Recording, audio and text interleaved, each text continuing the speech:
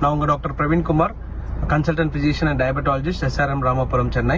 இப்போ பரபரப்பாக நம்ம வந்து ஒரு அமோனியா லீக் ஆனதுனால திருவள்ளூர்னால நம்ம பரபரப்பு நியூஸ் போயிட்டு இருக்கு.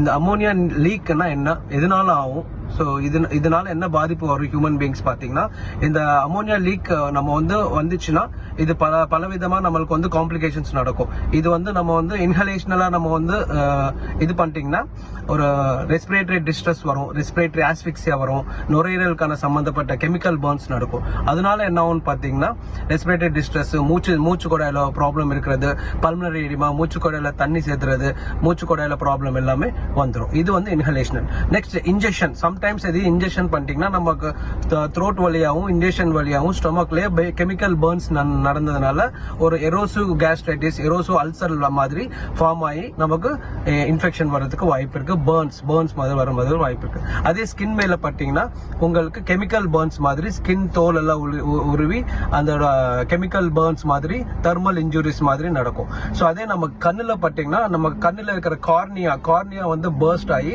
கார்னியர் அல்சரேஷன் நடக்கும். அது இல்லாம சடனா வந்து கண் பார்வை தெரியாம கூட போயிடும். ஸோ இதுதான் அமோனியா லீக்னா. இந்த மாதிரி காம்ப்ளிகேஷன்ஸ், இந்த மாதிரி சிம்டம்ஸ் எல்லாமே சுத்தி பக்கம் இருக்கிற மக்களுக்கு கண்டிப்பா நடக்கும்.